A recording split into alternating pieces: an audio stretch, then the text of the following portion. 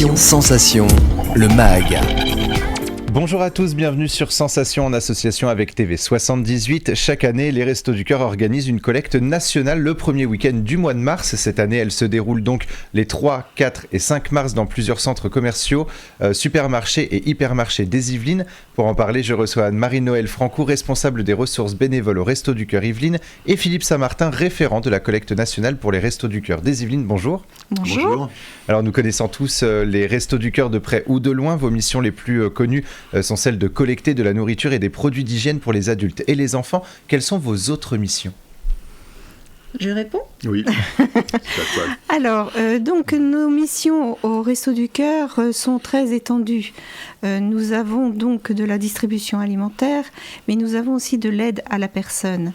Et à cela, nous avons aussi des chantiers d'insertion. Et nous avons aussi ce que nous appelons les Toits du Cœur. Les Toits du Cœur, c'est un immeuble où nous accueillons des familles en difficulté et nous les aidons à monter leur dossier tout le long pour arriver à un chez-soi, si on peut dire, à eux. Voilà. Et les Restos du Cœur fonctionnent grâce aux nombreux bénévoles qui s'activent chaque jour pour donner de leur temps aux personnes dans le besoin. Est-ce que vous êtes actuellement justement à la recherche de bénévoles ? Toujours, ça sera un refrain, je pense, éternel. Oui, nous sommes toujours à la recherche de bénévoles réguliers. Alors c'est vrai qu'on remercie beaucoup tous nos candidats, parce que nous en avons, qui sont soit des étudiants, soit des personnes en activité. Malheureusement, ils se proposent souvent le week-end. Or, nous ne sommes pas ouverts le week-end ou le soir. Nos activités sont surtout en semaine et dans la journée. Mais oui, nous avons toujours besoin de bénévoles. Alors justement, quelles sont les missions des bénévoles et surtout les compétences à avoir lorsqu'on veut devenir bénévole ? Je dirais qu'il n'y a pas de compétence. Du moment qu'on a du cœur, un sourire et une bonne volonté, c'est tout. Voilà. Moi, je dis que c'est tout ce qu'il faut. Après, on a besoin, c'est très très varié de personnes pour distribuer les aliments, bien entendu, dans les centres. Mais nous avons besoin aussi de chauffeurs pour alimenter nos centres d'activité, mais nous avons besoin de personnes qui les aident dans tout ce qui est activité d'aide à la personne, donc recherche d'emploi, cours de français, droit éventuellement, accès à la justice, enfin voilà. Donc on a beaucoup besoin, et je dirais que toute personne qui se sent à même de venir au Resto du Cœur, on les accueille et après on voit avec eux où ils peuvent aller et où ils pourraient apporter le plus de bien à nos personnes accueillies. Mais l'essentiel, c'est du sourire et un petit peu de temps. Voilà, du 3 au 5 mars 2023, les Restos du Cœur organisent donc une nouvelle collecte nationale. Comment cette collecte justement s'organise-t-elle dans les Yvelines et de combien de points de collecte parle-t-on environ ? Alors dans les Yvelines, on parle de 67 points de collecte, 67 magasins qui participent, 60 collectent des produits, et puis dans 7 autres magasins, il y a des collectes un peu plus particulières dont nous parlerons plus tard, des collectes dématérialisées notamment. Voilà, donc 60, ça représente à peu près entre 1000 et 1100 bénévoles, dont la moitié des bénévoles occasionnels ou d'un jour.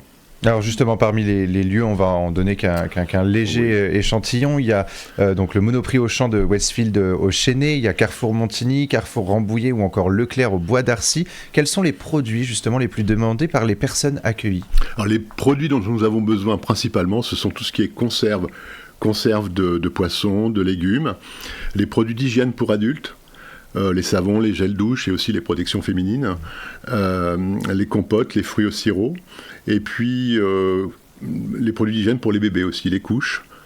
Alors par contre le lait, on veut bien avoir du lait en poudre, mais pas de lait liquide, car les dates de conservation sont bien trop courtes pour nous. C'est ça, l'essentiel de toute façon, c'est d'avoir des dates de péremption longues. C'est super pour pouvoir justement gérer aussi le temps entre donc, le fait où on vous donne finalement un produit et le moment où vous allez le donner. Est-ce que justement vous pouvez donner une liste ? Est-ce qu'il y a une liste accessible pour les personnes qui viennent dans les magasins, qui viendront faire leurs courses pour les aider aider? Alors les bénévoles servent à ça, puisque en fait on a des flyers qui seront distribués aux personnes qui viendront, et les gens diront aux gens quels sont les produits que nous recherchons principalement, parce que effectivement on pense principalement aux pâtes, au riz, mais tous les produits qu'on a cités, c'est super important pour nous de pouvoir les récolter.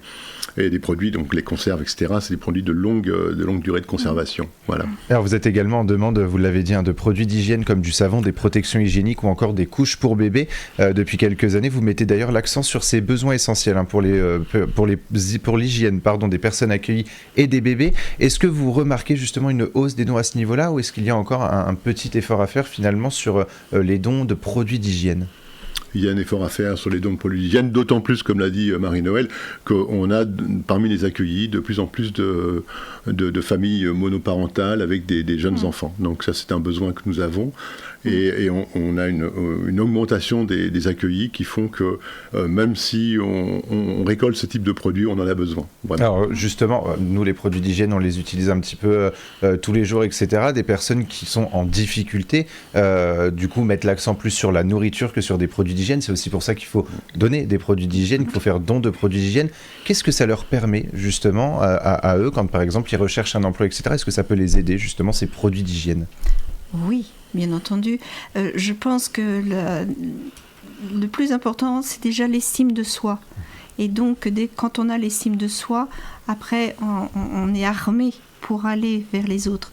Donc, l'hygiène, ça a son importance. Donc, si on est bien physiquement, je dirais, il n'y a pas de souci après. Voilà, c'est l'estime de soi qui est le plus important. Il faut redonner confiance aux personnes, parce que on ne vient pas de Gaieté Cœur non plus au Resto du Cœur.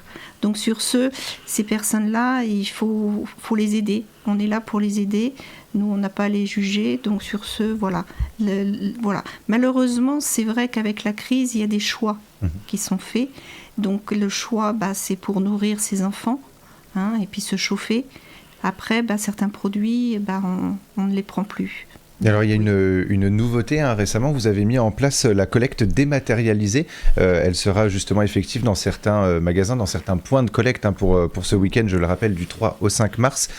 Qu'est-ce que la collecte dématérialisée, qu'est-ce que ça signifie ? Alors la collecte dématérialisée se fera dans 3 magasins principalement, à Viroflay, à Auchenay et à Noisy-le-Roi, dans des super U. En fait, on ne récolte pas de produits. On distribue des flyers sur lesquels il y a 3 codes-barres, et ce qui permet aux personnes de financer la collecte en choisissant de scanner un code-barre qui correspond à 2, 5 ou 10 euros.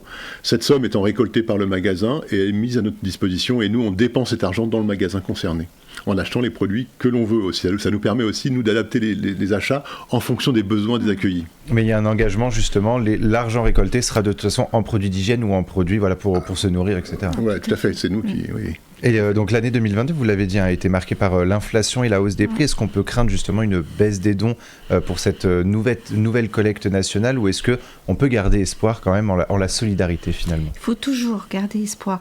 Je dirais qu'il n'y a pas de petits dons. Tout don a son importance.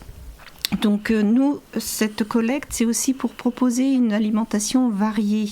Et sur ce, tout don a son importance, et on espère toujours. On garde le sourire, il faut. Donc on va essayer de synthétiser pour cette dernière minute finalement. Donc pour donner rien de plus simple, on achète le produit que l'on veut, qui est mentionné dans une liste que vous proposez justement aux citoyens à l'entrée du magasin, et on le dépose dans un caddie tenu par un ou plusieurs bénévoles. Ou la deuxième option finalement, donc c'est la collecte dématérialisée. Donc encore une fois, c'est avec le code barre, on scanne le code barre tout simplement. Qu'est-ce que vous attendez vous personnellement de cette collecte ? Grande question, c'est une grande question. Déjà, nous, on espère faire aussi bien que l'année dernière, même si c'est compliqué, comme vous l'avez mentionné, comme Marie-Noëlle l'a mentionné. On espère faire autant. On a autant de magasins qui s'impliquent. En termes de bénévoles, on est dans des chiffres similaires aux années précédentes. Et voilà, donc on espère faire une collecte qui nous permette de faire un bon résultat. Moi, je rappelle aussi que la collecte nationale, ça rapporte 6% des dons globaux des Restos du Cœur sur le national. Donc, c'est quelque chose d'important. Et on peut également donner sur votre site internet, et un petit fait important, c'est que le grand concert justement des Enfoirés aura lieu le 3 mars, le vendredi 3 mars, donc au début de votre collecte. Et pour cette collecte, on peut simplement dire qu'avec 1 euro, un sachet de pâtes, un sachet de riz, une brosse à dents ou une boîte de conserve, on aidera une personne accueillie au Resto du Cœur. Un peu de solidarité ne fait jamais de mal. Merci beaucoup Marie-Noëlle Francou et Philippe Saint-Martin d'avoir été avec nous sur Sensation. On peut avoir plus d'informations sur votre site ad78.restoducoeur.org, et pour revoir ou réécouter cette émission, rendez-vous sur notre site et notre application Radio Sensation.